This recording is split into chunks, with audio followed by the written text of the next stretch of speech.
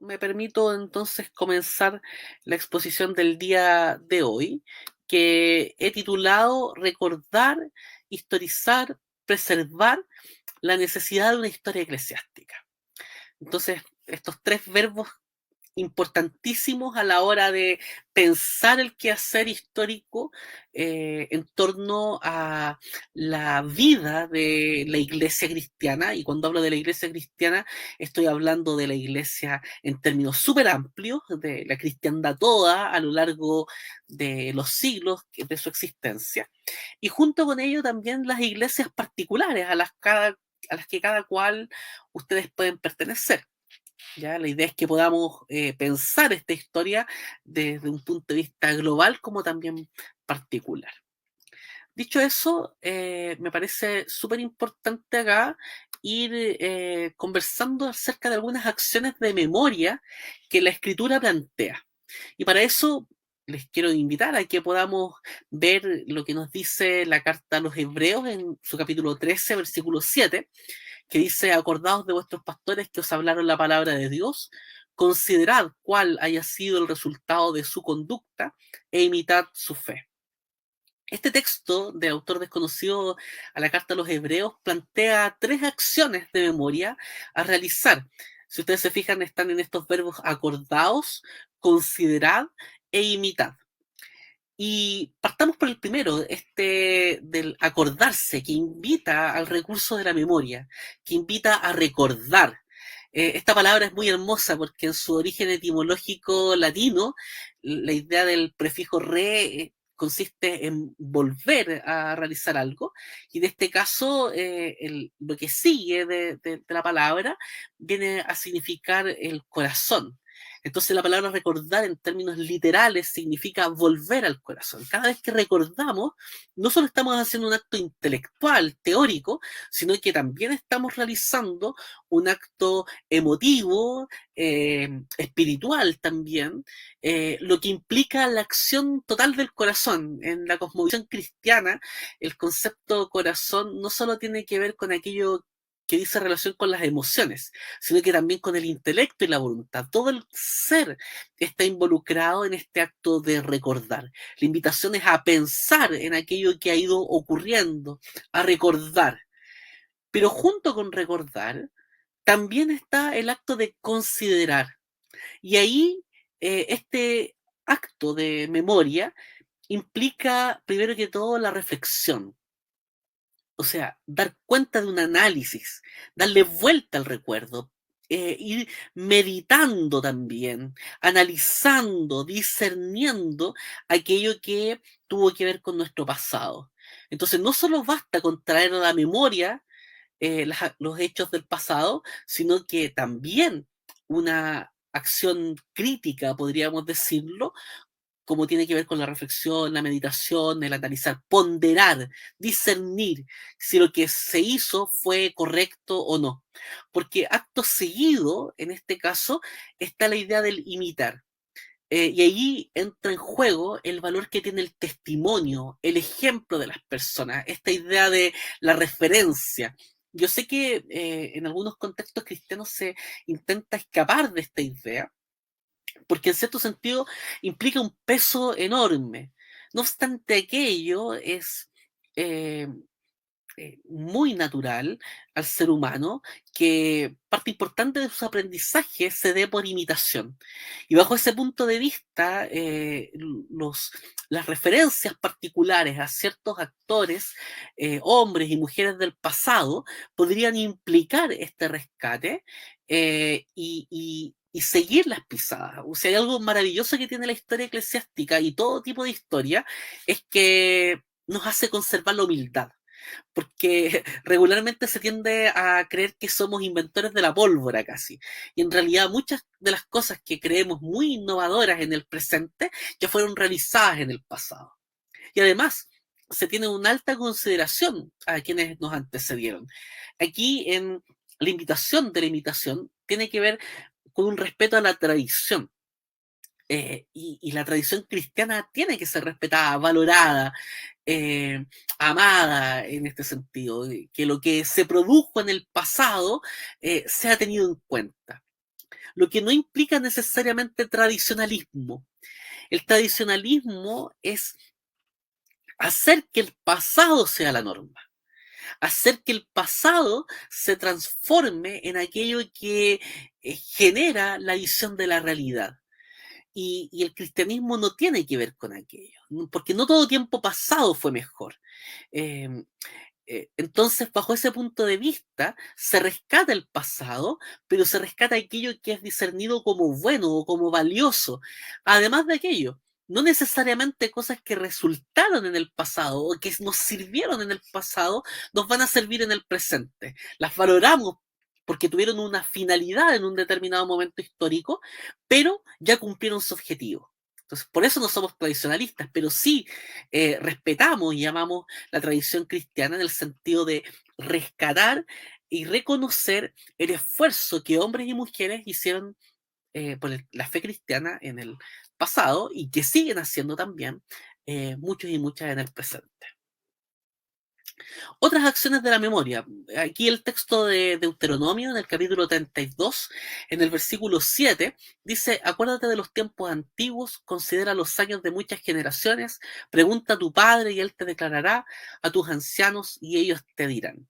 Este texto nuevamente pone en la palestra la necesidad de conocer el pasado, pero aquí invita a una acción concreta y que cualquiera de ustedes puede realizar en el contexto de sus comunidades cristianas, como es la conversación con los ancianos. Conversar con los ancianos tiene que ser una tarea constante, por dos razones. Una, porque nos van a permitir mantener un nexo con aquello que ha sido la historia de nuestras iglesias particulares. La iglesia en la que actuamos, la iglesia en la que trabajamos, nos va a permitir reconocer elementos valiosos, testimonios, experiencias, hay un traspaso de vida cuando se nos cuenta cosas que ocurrieron antaño. Y además de aquello, es un respeto y consideración de los ancianos como personas. En una sociedad que sobrevalora la juventud, es súper importante tener en cuenta a aquellos y aquellas que por el paso de la edad han dejado de cumplir funciones protagónicas en la vida de la iglesia. No obstante, siguen orando, siguen participando, siguen trabajando en la vida de ella. Aquí la invitación, entonces, la invitación concreta es a conversar con los ancianos. Y junto con eso, si ustedes se fijan, la invitación también es a considerar los tiempos antiguos, considerar los años de muchas generaciones.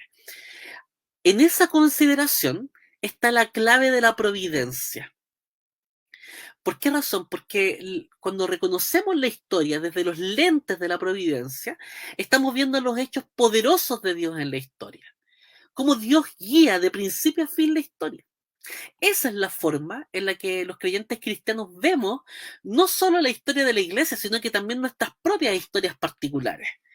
Eh, lo que implica atesorar, quedarnos con aquello que es valioso, que es bueno, eh, y buscar transformar aquello que está a medio camino, a medio realizar, o rechazar aquello que ha sido malo para la vida. ¿Ya?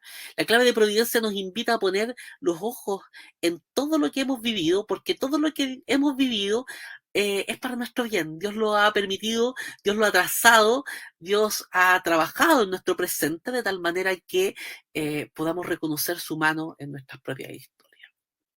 A propósito de la conversación con los ancianos, aquí, por ejemplo, hay una foto que alguien me sacó junto al pastor Covarrubias en medio de las sesiones del presbiterio del centro hace algunos años atrás. Y ahí estamos conversando, y precisamente mi gusto por conversar aquí tiene que ver con escuchar, con aprender de la experiencia, de reconocer también la vivencia de actores que siguen muy presentes en la vida de la iglesia. Eh, escuchar, escuchar todo el rato, empaparse del conocimiento del resto es un acto constante de creyentes cristianos. Y otra acción de la memoria que está implicada en el Salmo 115, versículo 1, un salmo que forma parte de la colección de los aleluyas, de estos salmos que invitan a la alabanza a Yahvé, Parte así el versículo 1 del Salmo 115. No a nosotros, oh Jehová, no a nosotros, sino tu nombre da gloria por tu misericordia, por tu verdad. Nuevamente, el estudiar la historia de la iglesia nos pone los pies en la tierra y nos hace actuar con humildad, porque cuando vemos hacia el pasado, logramos percibir que la gloria nunca es nuestra, porque ninguno de los creyentes tiene mérito alguno en todo lo que realiza. La gloria es de Dios. La gloria es de Dios siempre. Dios tiene que ser glorificado. Solideo gloria es más que una declaración doctrinal ortodoxa. Es un principio de vida que los creyentes tenemos. Y junto con eso, en ese reconocimiento del pasado, lo que vemos es la misericordia y la verdad. Es muy bonito porque la palabra verdad para la cosmovisión judía, para el salmista entonces, no solo tiene que ver con aquello que se profesa, con aquello que se declara, con aquello que se dice, sino con un modo de ser, con un modo de actuar.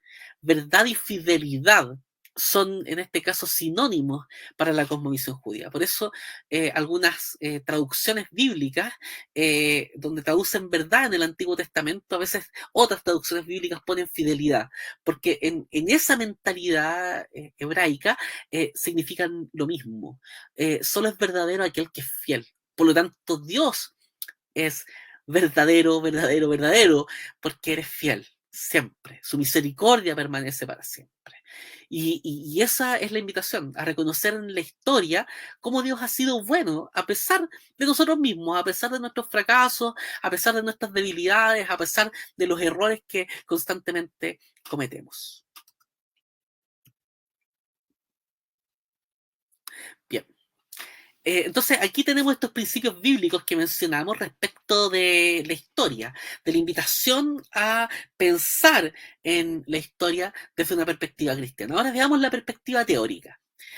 Desde un punto de vista cosmovisional, cristiano, teológico, eh, la historia está muy ligada a la escatología.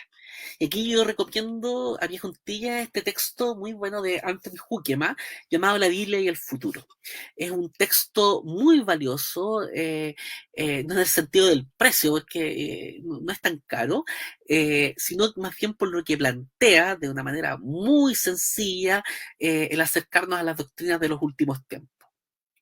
Hay algunos textos muy populares sobre esta temática, pero no necesariamente claros y asibles por todas las personas. Y Huckema logra tanto una erudición, pero también la profundidad y la simpleza a la vez. Dicho eso, sobre la historia, Huckema plantea lo siguiente. La idea de que la historia se mueve hacia metas establecidas por Dios y que el futuro debe ser visto como el cumplimiento de las promesas hechas en el pasado es la singular contribución de los profetas de Israel. Cuando uno estudia historia, piensa en la historia en clave moderna como una historia lineal que avanza y que progresa. Esta perspectiva de una historia lineal es producto de la cosmovisión judía, pero también de la cosmovisión cristiana. Una historia que avanza hacia una consumación. Es parte de la perspectiva teórica del cristianismo. Si ustedes se fijan, a partir de lo que Huckema plantea, yo tomo esta síntesis a partir de lo que aborda en el capítulo sobre la historia de Huckema. La idea es que la historia es el cumplimiento de los propósitos de Dios. La historia está avanzando de principio a fin hacia la redención de todas las cosas. En la historia podemos notar también que Dios es el Señor de ella, que Él es quien la construye, que Él es quien la preserva, que Él es quien la guía hacia un determinado propósito. Ahí están los textos del Salmo 103, versículo 19 y Efesios 1, versículo 11. Por su parte, que Cristo es el centro de la historia, su sacrificio en la cruz, ese sacrificio único y perfecto por ti y por mí, es aquello que cambia la totalidad de la historia. Hay un antes y un después de Cristo, precisamente por ese acto redentivo, transformador que implica la cruz del Calvario. A su vez, con Cristo ya ha comenzado una nueva era, una nueva época Esa nueva era ya ha sido introducida, un nuevo tiempo. Hebreos capítulo 1 dice que en el pasado ustedes escucharon a los profetas que hablaron acerca de Dios, pero en estos posteros tiempos, dice el autor desconocido de la carta, nos ha hablado por el Hijo. Quien abre los tiempos finales es Cristo con su primera venida. Estos tiempos finales entonces avanzan desde la primera venida de Cristo hasta su segunda venida. La nueva era ya ha sido introducida. Es lo que en escatología se conoce como el ya. Pero a su vez, la historia no ha terminado, porque la historia avanza, como decíamos, hacia los nuevos cielos y la tierra nueva, hacia la consumación final, hacia la redención de todas las cosas. Y ahí está el todavía no. Entonces, en la historia que analizamos, estamos en esta tensión escatológica entre el ya, pero todavía no. Ya, pero todavía no. Cristo vino, la redención es real, su muerte satisfizo a Dios por el pago de nuestros pecados. Ese Cristo tomó nuestro lugar, no necesitamos hacer otro sacrificio, hay salvación en Él, pero la consumación de todas las cosas las veremos luego de la segunda venida de Cristo. Entonces, ya, pero todavía no. Ya, pero todavía no. Estamos avanzando en el camino de la redención. También dentro de una perspectiva teórica hay que tener en cuenta esto que el historiador francés Marc Bloch plantea en un libro que es el libro de cabecera de muchos historiadores, que se llama Apología de la Historia y el Oficio del Historiador. Marc Bloch está preso en un campo de concentración en el contexto de la Segunda Guerra Mundial. Él había servido a la República, en este caso a la República Francesa, se había metido a estas tropas contra el fascismo de la República de Vichy originalmente y también a las fuerzas y contra las fuerzas del nazismo. Y Bloch es detenido y en ese contexto, en el campo de concentración, escribe un libro, una suerte de introducción a la historia. De hecho, él parte planteando de que es que si un hijo le pregunta a un historiador qué es la historia, él busca responder a esa pregunta. Y en este texto, en la parte introductoria, él dice algunas cosas que son muy bonitas, porque él es de ascendencia judía, por eso está preso también en un campo de concentración. Él dice que el cristianismo es una religión de historiadores. Él, insisto, no era cristiano, pero reconoce en el cristianismo una fuerza, un talante histórico único. Dice lo siguiente: el cristianismo es una religión de historiadores. Por libros sagrados tienen los cristianos libros de historia y sus liturgias conmemoran con los episodios de la vida terrestre de un Dios los fastos de la iglesia de los santos. El cristianismo es además histórico en otro sentido, quizás más profundo. Colocado entre la caída y el juicio final, el destino de la humanidad representa a su ojo una larga aventura de la cual cada destino, cada peregrinación individual ofrece a su vez el reflejo en la duración y por lo tanto en la historia, eje central de toda meditación cristiana, se desarrolla el gran drama del pecado y de la redención. Si ustedes se fijan, lo que Bloch está planteando acá es que el cristianismo es una religión de historiadores porque partimos de la base que nuestro libro sagrado es un libro de historia. Génesis capítulo 1, versículo 1, parte diciendo que en el principio creó Dios los cielos y la tierra. Eso es una narración de carácter histórico. Por otro lado, Apocalipsis capítulo 22 termina con el cierre de la historia. Es la historia de la redención. Tanto el Antiguo y el Nuevo Testamento avanzan en aquello. Pero no solo eso. El recuerdo de la tradición cristiana implica historia. La liturgia implica historia. Cuando habla de esto, yo siempre me trae a la mente la densidad histórica que se da en el sacramento de la Cena del Señor, porque está todo el tiempo histórico allí presente. Está el pasado, porque la Cena del Señor nos reporta a su sacrificio, hacia su muerte en la cruz del Calvario, también el momento en que él celebra la cena con sus discípulos, y junto con ello también a la Pascua, con toda su significación y con todo el anuncio de aquello que había de venir en Cristo. Ahí está el pasado, pero también está el presente, en el acto de discernir el cuerpo, la iglesia, participar juntos en la comunión. Por eso uno de los nombres más antiguos dados a la cena del Señor es el de Eucaristía, esto de el compartir, de tener la comunión, de participar juntos. Entonces, la iglesia está allí en el presente. Además de eso, quienes somos creyentes cristianos creemos que en el sacramento la presencia de Cristo está allí, misteriosa, pero espiritualmente, pero muy realmente está allí. Entonces, ahí hay un presente. Pero además de eso hay futuro, porque el apóstol Pablo lo dice muy bien en el sentido de que cuando repite las palabras de Jesús en la última cena, que hagan esto todas las veces que lo hicieran en memoria de mí hasta que el Señor venga, hasta que el Señor venga. Entonces está la vista puesta en el reino consumado. ¿Ya? Está todo el tiempo histórico metido entonces en la celebración del sacramento. Es una religión, el cristianismo, profundamente histórica.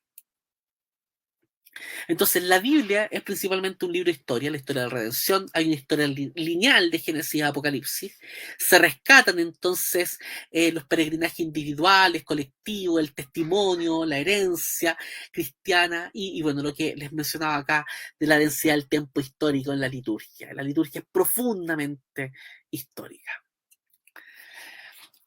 También, desde un punto de vista teórico, me permito rescatar acá al teólogo suizo Karl Barth. Siempre que hago clases de historia del cristianismo y aquellos que han tenido la gracia o desgracia de tenerme como profesor de historia del cristianismo, ahí lo dejo a cada cual aquello, siempre, y pueden dar fe de que parto mis clases haciendo esta cita. Me parece que aquí, si bien es cierto una cita larga para una diapositiva, es una cita breve en tanto definición del campo de la historia. Y si ustedes se fijan, yo la puse en 3 colores precisamente porque hay 3 cosas que quiero destacar de esta referencia que estoy haciendo. Entonces voy a ir leyendo y me voy a ir deteniendo al final del punto de cada color. Dice acá que la segunda tarea del estudio teológico se ocupa en particular de lo que hemos denominado el diálogo secundario. Desde luego, sin esta discusión secundaria no podría llevarse a cabo ni la exégesis bíblica ni el estudio de cualquier otra esfera de la teología.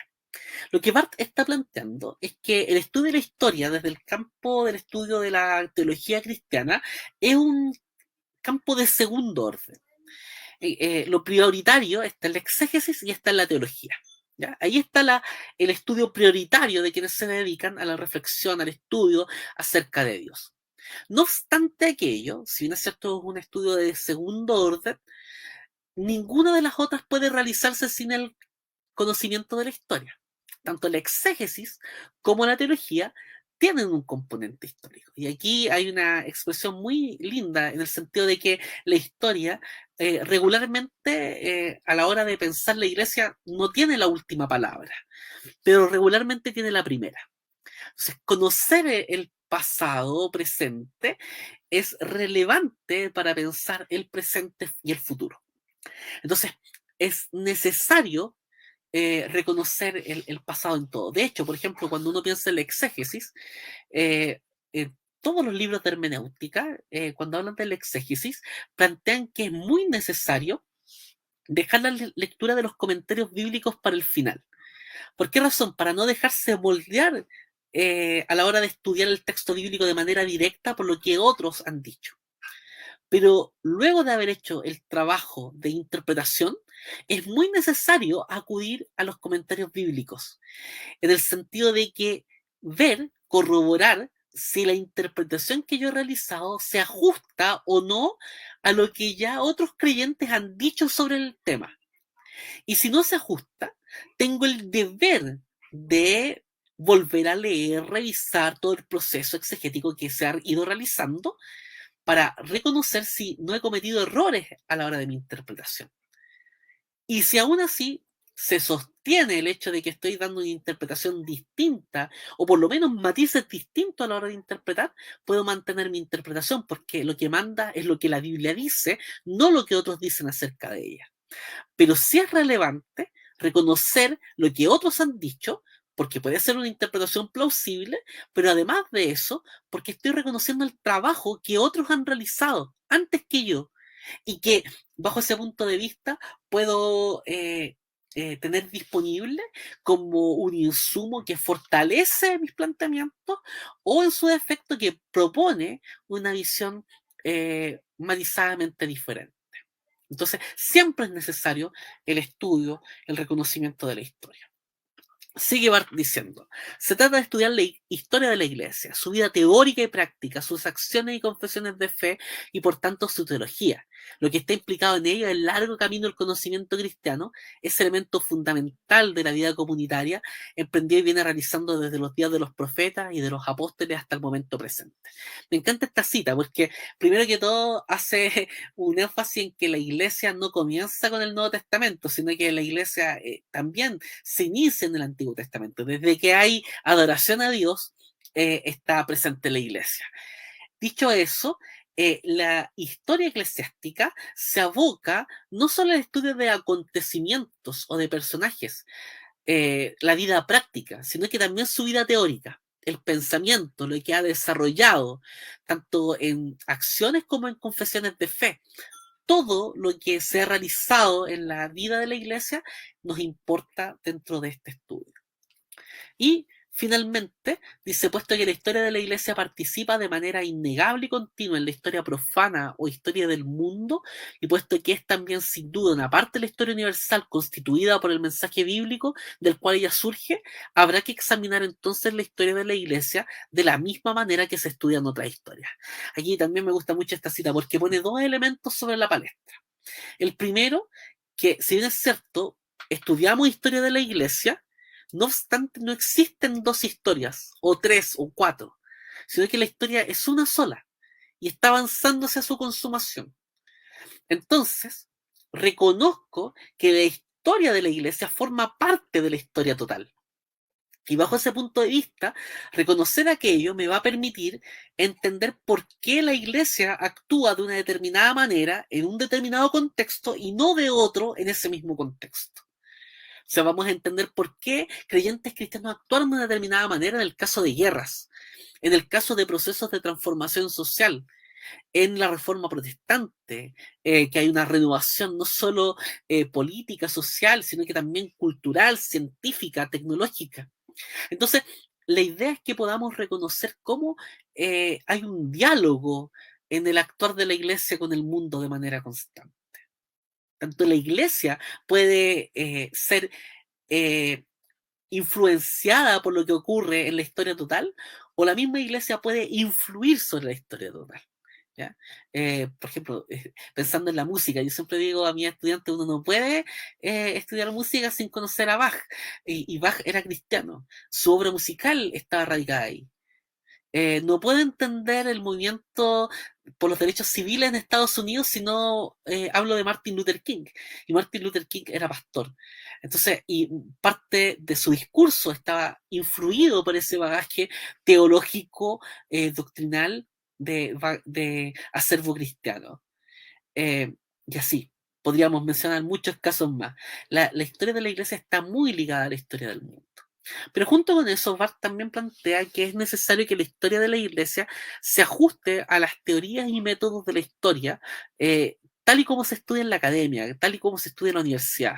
La disciplina histórica, con su método, con su epistemología, la idea es que se haga una historia seria, crítica, profunda, y no lo que recurrentemente se hace como historia de la iglesia, que son hagiografías, relatos de héroes, de personas santas, incorruptibles.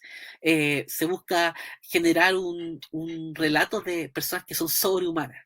La idea de la historia del cristianismo no es aquella, al contrario, de hecho nosotros creemos que somos santos pecadores, por lo tanto reconocemos también elementos de buenos, beneficiosos para la vida que han sido traídos desde el pasado, pero también reconocemos aquello que ha sido hecho mal.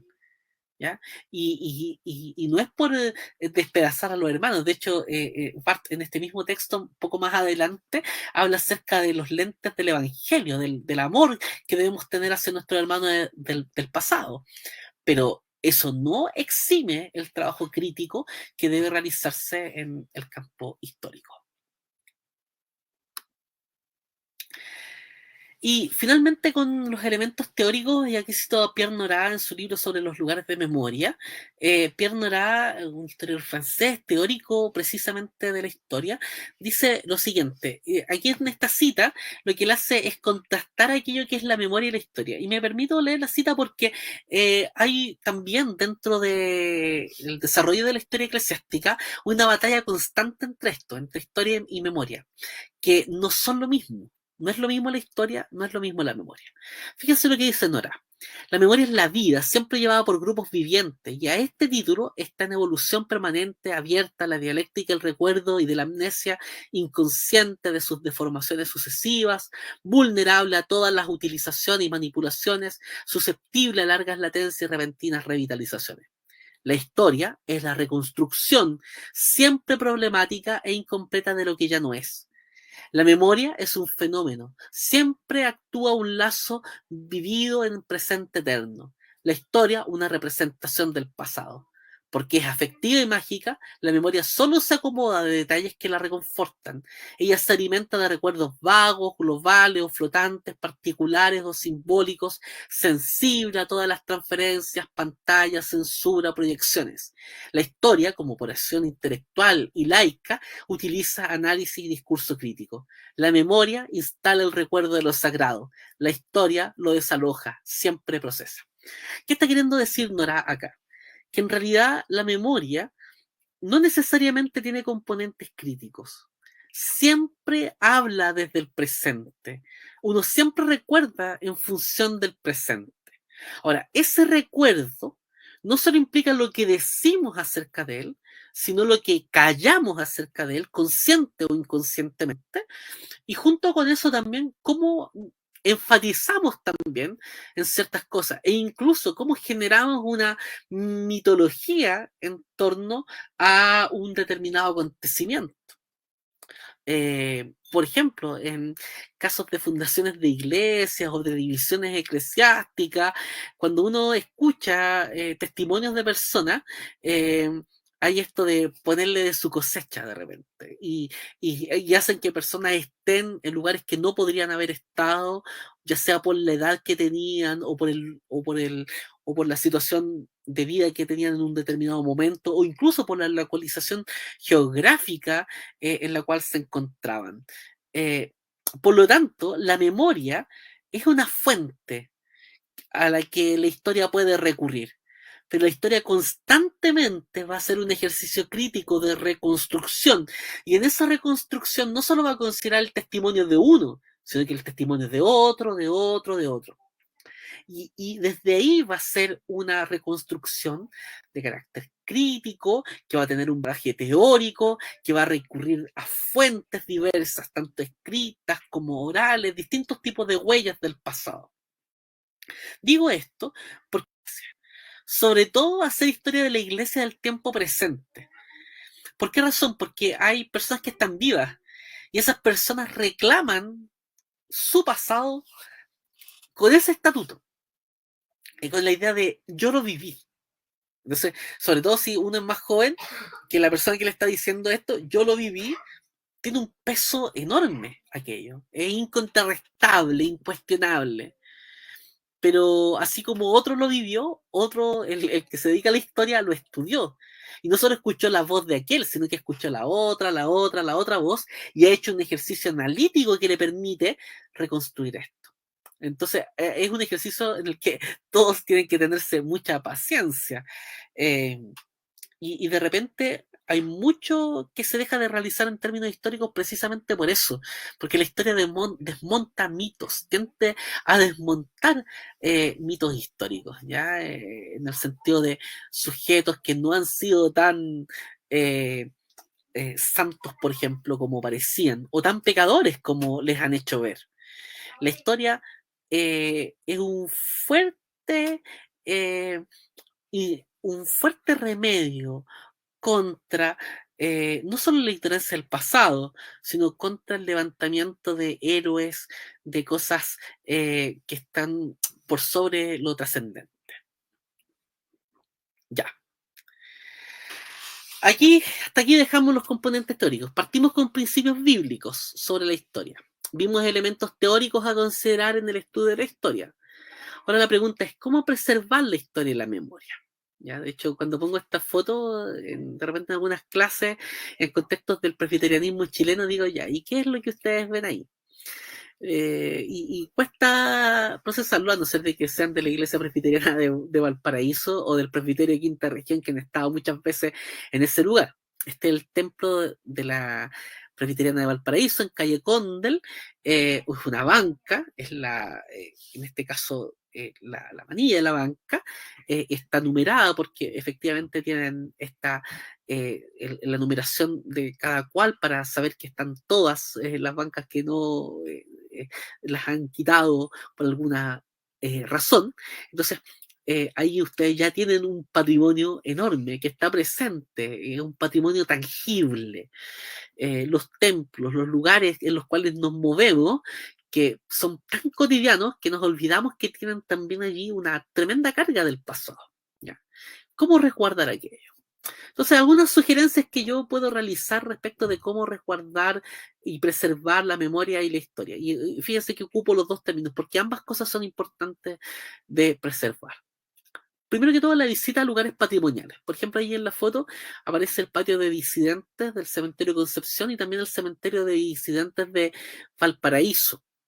Y de hecho me voy a pasar inmediatamente a la otra diapositiva porque allí estoy, por ejemplo, en una ocasión, en dos ocasiones en realidad, la foto que aparece en primer plano y las dos del costado, en este caso la del medio y la de abajo, fueron parte de una visita guiada que realicé junto a Carlos Pará a los hermanos de la Iglesia Presbiteriana Rancagua. Y ahí estuvimos en el patio de los disidentes del cementerio general y también en el monumento a los despatriados del cielo y de la tierra que está en el Cerro Santa Lucía. Esta actividad es súper importante porque nos permite conectarnos con lo que significó también para nuestros hermanos del pasado ser creyentes cristianos en un Chile que en la Constitución de 1833 declaraba que la religión oficial del Estado era la católica, apostólica y romana, con la exclusión del ejercicio público de cualquiera otra, lo que implicaba que no pudieran ser sepultados en cementerios porque eran reconocidos como camposantos, y la sepultura de un protestante, como de un judío, de un libre pensador, de un agnóstico, de un masón, por ejemplo, podrían ensuciar este cementerio. Los protestantes, por lo tanto, eran sepultados en fosas comunes o arrojados al mar en su última hora. El tema de la no existencia del registro civil, que implicaba no tener partidas de nacimiento de las personas si no habían sido bautizadas por la Iglesia Católica. De hecho, todavía es como un concepto que es ¿cuál es tu nombre de pila? Bueno, por la idea del bautismo, el nombre que te dieron en el bautismo, que era el momento de inscripción social en el Estado chileno en ese contexto. También el tema del matrimonio civil. No podía existir un matrimonio regulado por el Estado bajo ese punto de vista. Entonces son lugares que, si bien es cierto, hoy día tienen este bagaje de que uno puede encontrar tumbas de personas súper reconocidas. Por ejemplo, ahí en esta foto, el primer plano, estamos en la tumba de José Manuel Ibáñez. De hecho, también en la foto superior del lado, estoy con estudiantes del seminario del curso de Historia del Protestantismo en Chile, y precisamente en esa tumba, para dar cuenta de este testimonio. Ahí está sepultado Juan Bautista Canut de Bon, entre otros. Entonces, la idea es rescatar el pasado, pero también es un sitio de conciencia respecto de la libertad que tenemos en el presente. Entonces, son espacios a los que uno debe ir. Además, son de entrada liberada, entonces uno puede ir con un grupo de personas, hacer esta visita guiada o ir solo, dar una vuelta por el cementerio, que además el cementerio general, por ejemplo, aquí en el caso de quienes viven en Santiago, es una maravilla arquitectónica y se encuentra no solo con este momento de los protestantes, sino que se encuentra con las tumbas de presidentes de la República, de otros personajes históricos, de colonias, de inmigrantes, de clubes deportivos, etcétera. Entonces, es un espacio muy lindo visitar. Pero este lugar del patio de los disidentes es un espacio que llama no solo al recuerdo, sino que también a la conciencia. Hoy día somos libres de predicar el Evangelio, más allá de las circunstancias en que la fe cristiana se encuentre hoy en el espacio público. Todavía somos libres de ocupar los medios que tengamos a nuestra disposición para compartir la fe. Entonces, es relevante tener en cuenta esta huella del pasado que nos trae nuevamente al presente. Por ejemplo, aquí está también del Museo Dilman Bullock de Angol, la Biblia de Juan Bautista Canut. Entonces, hay museos también dedicados al rescate y preservación del testimonio cristiano que es importante visitar. Entonces, todos esos lugares que sea posible de visitar, ya sea individual o colectivamente con hermanos de la iglesia, tienen que ocuparse todos esos recursos para aquello. Los archivos fotográficos también son sumamente valiosos. Las fotografías tienen esa capacidad de no solo permitirnos ver cómo eran las cosas antes, sino que también nos permite recuperar recuerdos, reconocer cosas y fundir pasado y presente en aquello. Por ejemplo, arriba hay fotos de David Trumbull, José Manuel Ibáñez Guzmán, que es el primer pastor chileno y sudamericano de habla castellana, un pastor protestante, primero que hubo aquí en América Latina de habla castellana. La Liga de las Mujeres Presbiterianas de Talca aparece, que es una foto de la segunda década del siglo XX. Ahí están los tijerales de la Iglesia Presbiteriana del Tao. Abajo hay una foto del pastor Manuel Covarrubias con el pastor Horacio González, el pastor Carlos Cañón también están allí. Luego hay fotos más actuales, por ejemplo, de un retiro de jóvenes de hace algunos años atrás.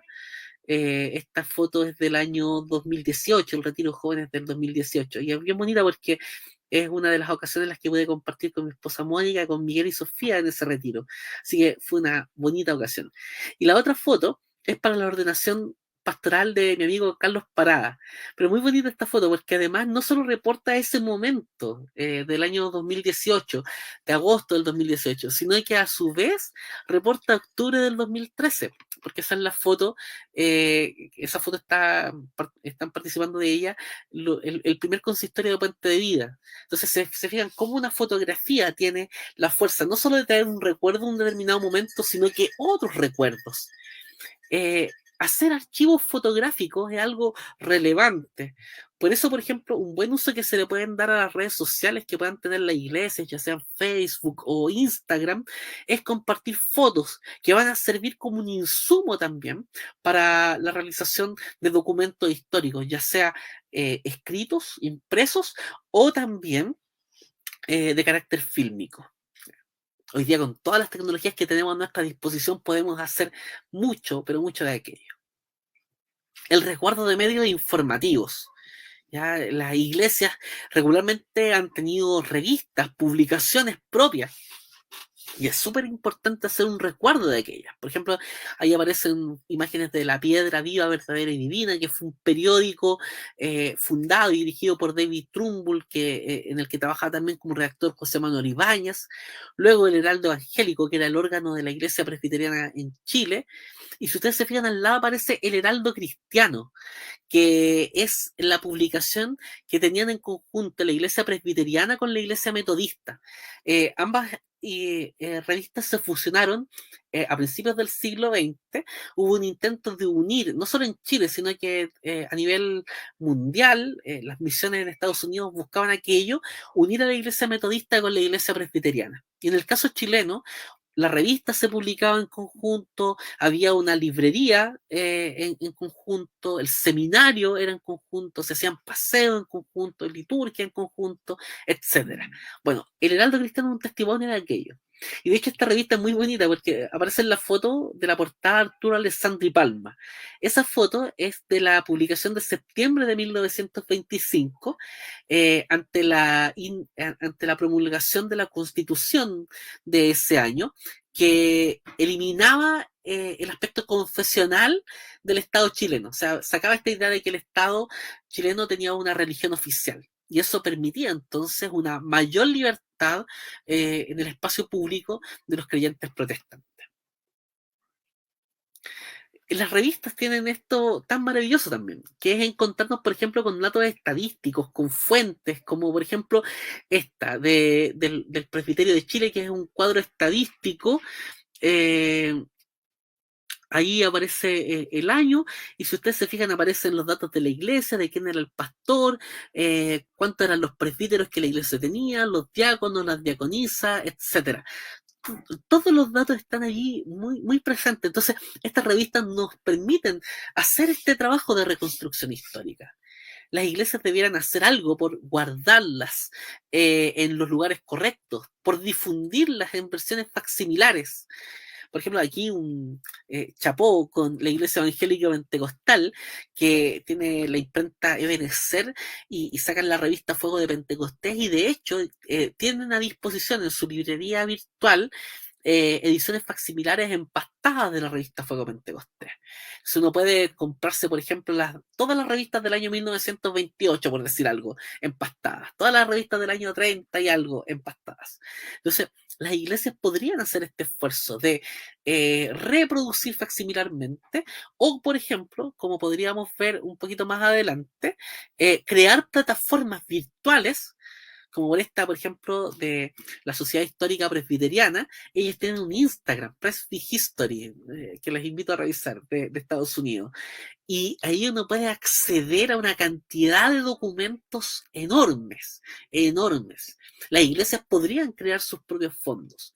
O, por ejemplo, iglesias evangélicas seguir colaborando con este Centro de Documentación Evangélico Protestante de la Corporación Sendas, en la cual, si ustedes se fijan, están revistas. Por ejemplo, yo una vez hice un trabajo sobre la historia del presbiterianismo en Chile desde 1903 a 1964, y la producción de revistas del Heraldo Cristiano aquí en PDF me sirvió bastante, me ahorró mucho tiempo porque pude hacer parte importante de mi investigación en casa. Y si ustedes se fijan en las categorías de al lado, aparecen la revista Alianza Evangélica, Chile Evangélico, Chile Pentecostal, El Heraldo, Evangelio y Sociedad, Fuego Pentecostés, La Piedra, etcétera. O sea, hay un bagaje de fuentes documentales muy importantes a disposición allí en la internet de manera gratuita. Este tipo de plataformas pueden nutrirse con nuestros aportes, pero además de aquello, las iglesias pueden crear sus propias plataformas virtuales con publicaciones antiguas. Se escanean una sola vez y punto. Y así se comparten después en PDF. Así después se pueden imprimir las hojas que se requieran, y en vez de estar fotocopiando, malgastando así, o dejando empolvadas en un espacio sin que nadie las pueda ver. Me vuelvo un poquito para atrás para ir al tema de la conservación de las actas. Ya, por ejemplo, aquí hay una foto del libro de actas de la Iglesia Presbiteriana de Rancagua del año 1911. Si ustedes se fijan, están en inglés porque el libro era traído por la misión de Estados Unidos aquí a Chile. Y si ustedes se fijan, está escrito a mano, y está el libro original. Así, muchas iglesias pueden tener sus libros de actas también, u otros libros de datos, de los roles de miembros, etcétera. Todo esto es fuente para la historia. Es importante resguardarlo. Es importante también que los secretarios de las iglesias entiendan que su función no solo es permitir recordar el acuerdo de la reunión anterior, sino que también permitir que otros en el futuro puedan reconocer el pasado común en lo que se relata en esas líneas. Ahí están los datos de las personas que tenían alguna necesidad por la cual orar. Allí están los procesos disciplinarios. Allí están, por ejemplo, las series de predicaciones, las visitas que cada pastor realizó, las exhortaciones que se hicieron en un determinado momento, los planes, los proyectos futuros, aquellos que se lograron concretar como aquellos que no. Entonces permiten reconocer la vida de la iglesia. Son una fuente riquísima que hay que resguardar, que hay que cuidar.